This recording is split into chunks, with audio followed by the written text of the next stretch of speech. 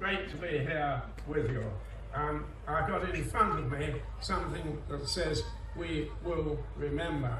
I think it ought to read, "We should remember," because really this is what I'm most interested in.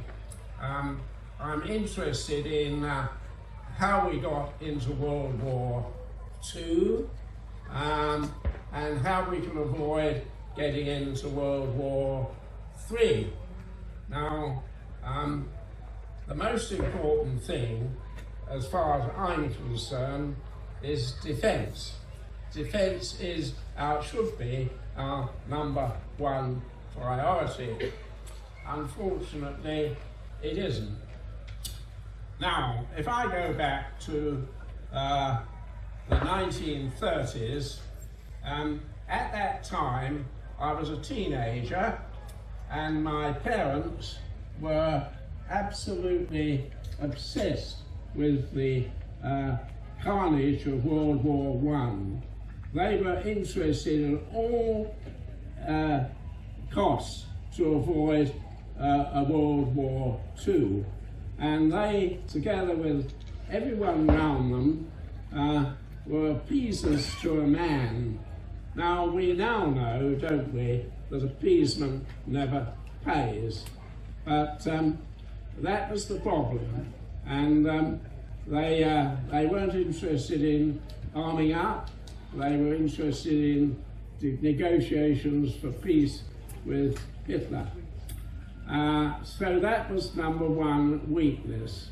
Now, if we turn to our present day, the situation at the present day is not appeasement, it's comfort. Most people are interested in comfort. By comfort, I mean putting NHS first, pensions second, support third. You go down the list and you will find that that the priority in people's mind is to put defence at number 8. Now, it's much the same, you see. You have appeasement as weakening you in just before World War II. You have comfort weakening you in this run-up to, we hope not, World War III. So what needs to be done? Well, I think the most important thing is to convince everybody that defence must be number one. If you haven't got defence, you have nothing. I'll just tell you a story about a Polish officer I met in 1944. He said, in the early part of 1944, I was living as a civilian on the outskirts of Warsaw. He said, I was living what you would regard as a typical middle-class existence. I got a nice family home, I got nice possessions, I got a lovely wife, and I got 2 lovely children. But of course, he said, in Warsaw, in winter, it does get pretty cold.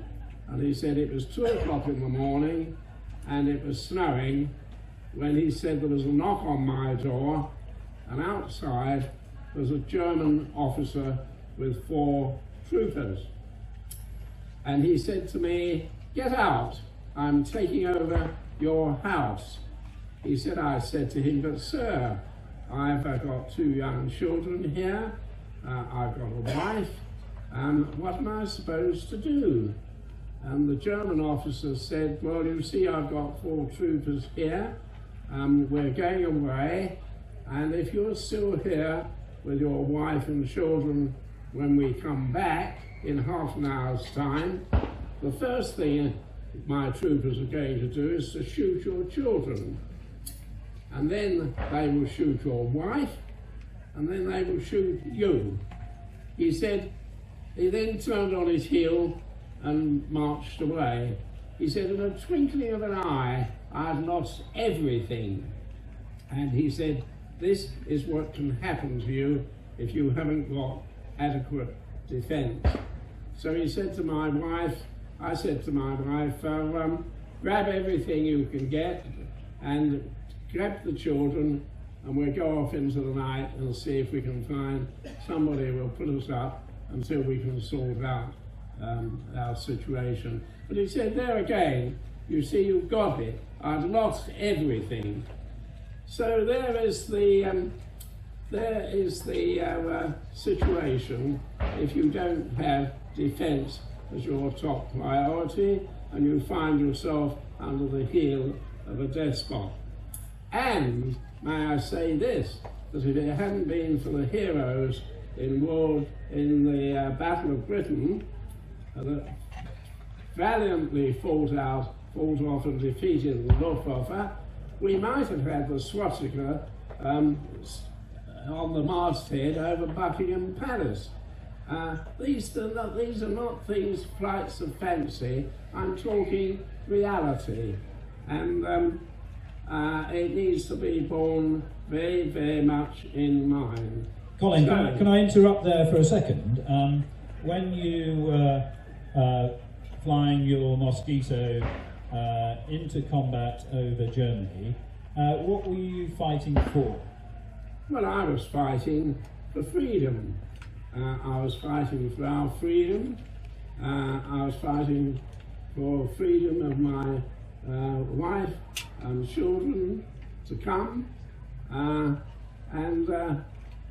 it was mind you, some people might say it should never have happened, and it wouldn't have happened, of course, if we had had adequate defence in the 30s.